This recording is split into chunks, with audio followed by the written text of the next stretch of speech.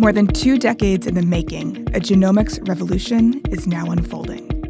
The extent of the COVID-19 outbreak has prompted nations and biotech companies to pour billions of dollars in emergency resources into the field, underscoring its relevance in our lives and spurring it to new heights of potential. You are listening to Business Extra, coming from the Nationals newsroom in Abu Dhabi. I'm Kelsey Warner, Future Editor.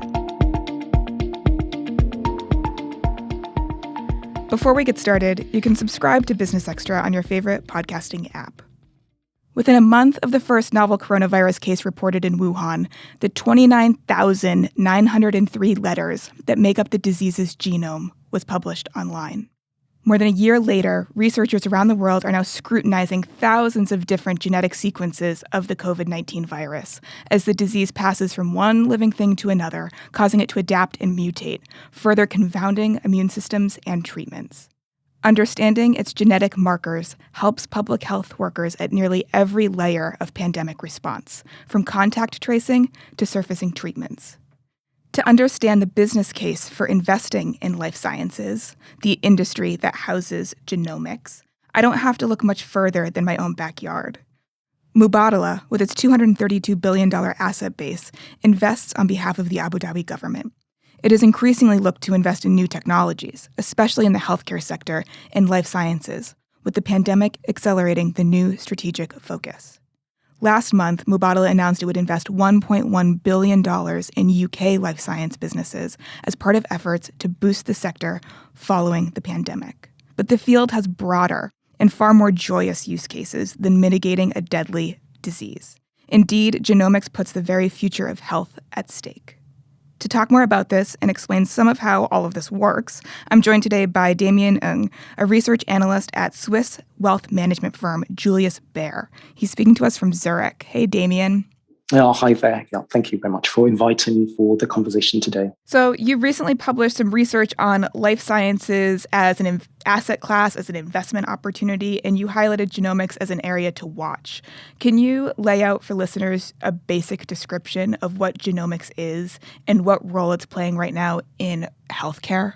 Yes, definitely is a very good question. Before we understand what genomics is, because it's a huge research focus or research study that I've done. So first and foremost, we should actually understand what is genomics. In fact, some leaps and bounds have been made since the discovery of the molecule of science, and that is the DNA by a Swiss chemist more than a century ago.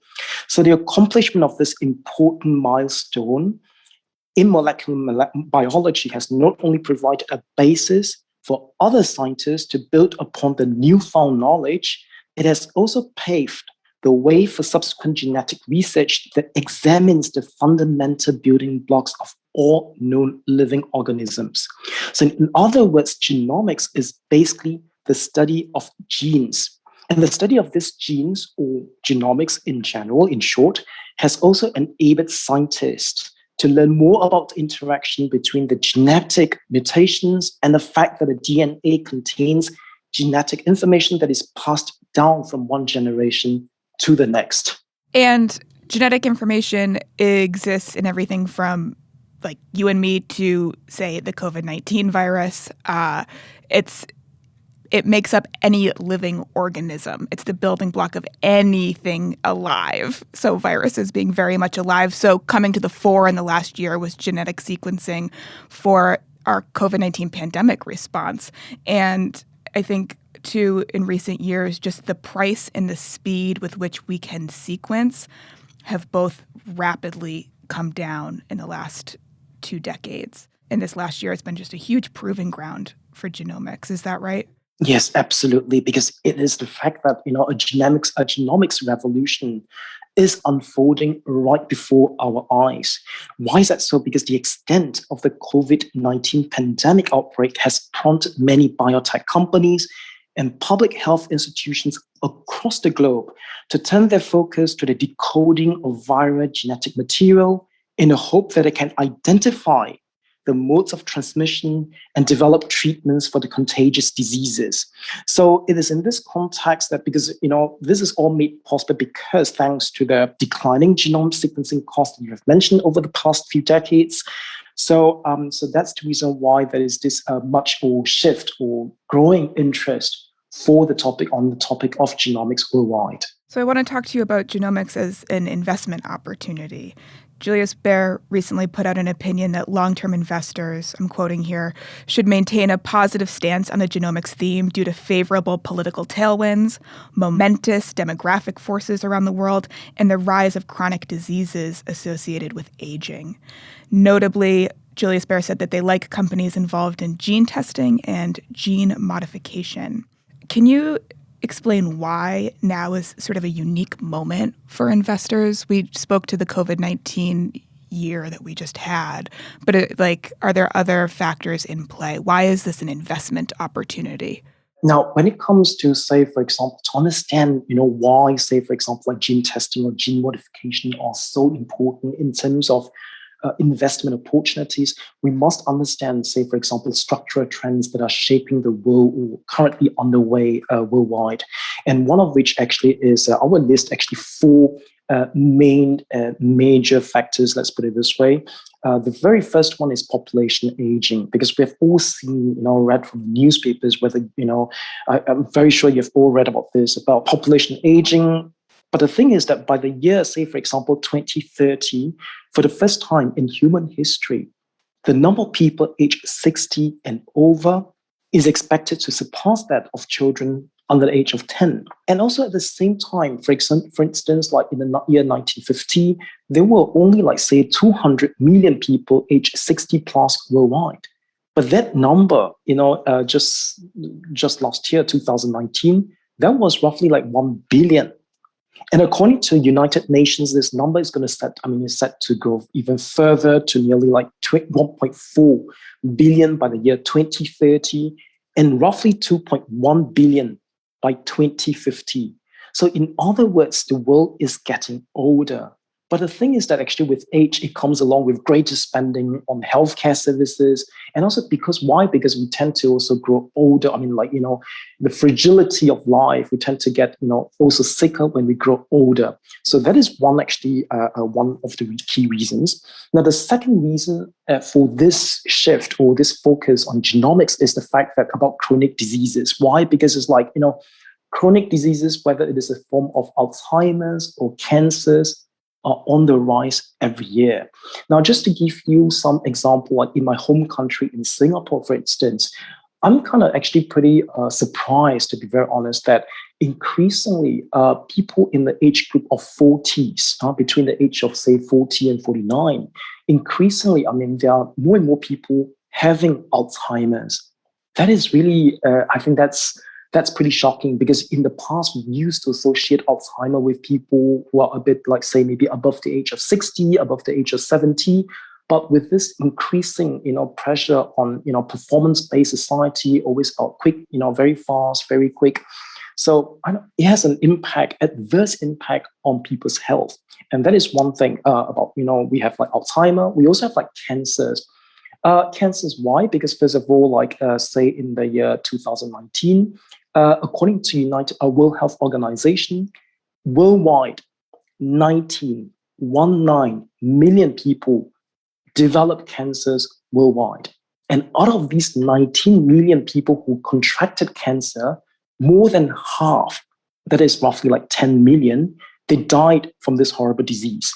Now, the good things actually is that the new incidence of cancer is declining over the years, thanks to gene therapy, thanks to, new prevention, early stage diagnosis. And that's the second point. The third point is actually on imprecision medicine. Even up to today, according to a research study that I've looked into, for instance, that even the top 10 grossing drugs in the US, for instance, they do not really have a positive impact on people's health, for instance. One good example lies in, say, even drugs to cure high blood pressure. The drug used to treat high blood pressure is called Crestor. But the thing is actually that for every one person or every one patient whose health condition sees an improvement after consuming the drug or the medication, more than around 19 people do not see any positive effect at all. Because in other words, that means these medications, existing medications, are not really precise enough to treat the health condition that individuals have. And sometimes by taking this Crestor, for instance, they develop even other more or worse side effects. And finally, we also come to the very costly healthcare, growing healthcare cost worldwide. So in the US, for instance, and a typical or an average American spent roughly like $12,000 just on healthcare alone. But the thing is actually that the health outcomes are not so favorable as we have seen during the COVID-19 pandemic in terms of actually, say, the number of incidents and even in terms of the life expectancy that they have, and also in terms of actually, say, for example, the figures related to the COVID-19 statistics. Okay, so what you just described was exponential growth on our healthcare burden globally, really ineffective prescription medication and a growing reliance on medication and ballooning costs across the board. So when you turn to investors and say this is an opportunity, what sort of asset classes are they investing into? Is it R&D? Is it lab space? Is it drug discovery? Like, what are the things that are the actual investments? What are people buying into?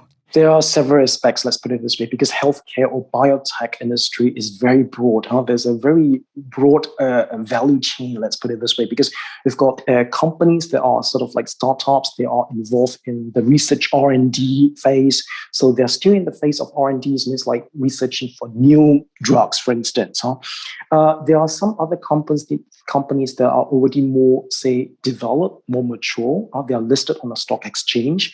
So they are much bigger companies. So they have different pipelines. So they must have a very rich pipeline of products and services or drugs, as we can say that. So for us, for my case, actually, in the case of, for my research, I put a great deal of focus on companies that are already listed on the stock exchange. So in other words, actually, that they have, you see bigger companies, because usually they have a wealth of, say, different products or pipeline, let's put it this way, that we can be sure that if, let's say, for example, like if they do not pass, because all this, what do you call that, clinical trial phase, they are like trial 1, trial 2, trial 3, right? So the thing is that if one drug actually were to fail in trial stage 1 or stage 2, at least they have other products that can actually say to balance out a bit in terms of actually, say, for the company's viability over the longer term. Whereas for those smaller companies, for instance, let me say, for example, like startups, usually they are involved in just 1 or 2 drugs. So if, let's say, for example, one drug were to, say, fail the test, so it's going to be pretty devastating for such companies, right? Because they only have, say, kind of like a one drug wonder, let's put it this way, or one drug candidate wonder. So it is more risky for the investors. So for us, from the bank's perspective, or at least for my research, so I put the focus predominantly on companies that are already listed on the stock exchange and also on bigger scale companies. When you think about genomics and how it might shape the future of healthcare, what does the next 5 or 10 years look like? Where do we go from here off of this feeling of velocity that we have coming out of the last year? As I said earlier about the rise of chronic diseases. Now, so there are many medical innovations in the areas of, say, Alzheimer's disease and also cancer, which would not have been, which were unthinkable merely a decade ago. So these could emerge, for instance. In that case, we are standing an important juncture in the history of healthcare because every new discovery brings us closer to precision medicine. So in that sense, we can actually, in that context, we can even envisage future health where diseases are better managed.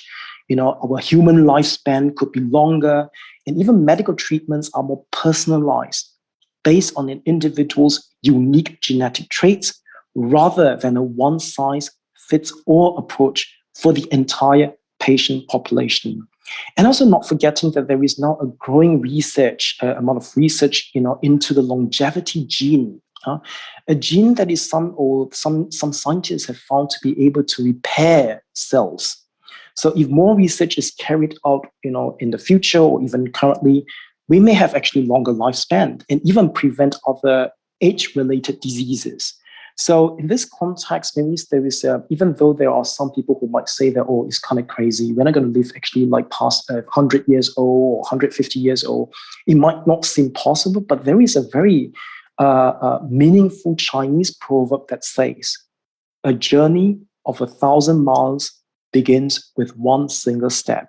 So in other words, actually, we have to make that one step just to do the experiments, to do, in a very structured manner, so to actually find out new knowledge and perhaps even possible solutions for our health challenges. As much as I would love to end on a proverb, I need to ask you, okay, so what makes genomics seemingly exciting right now is it feels really analogous to the AI data revolution. The sequencing of genetics is inherently it's data. You're talking about letters. You're talking about something that can be sequenced, as letters. It's less ephemeral, I think, than some concepts, but it gives way to huge amount of risk when you talk about security, privacy, patient protections, and those sorts of interests.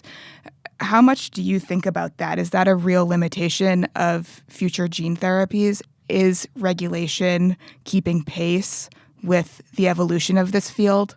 Because definitely health data is a major concern for the consumers, for patients, and also for health insurance companies, and also for the medical professionals. That is a fact.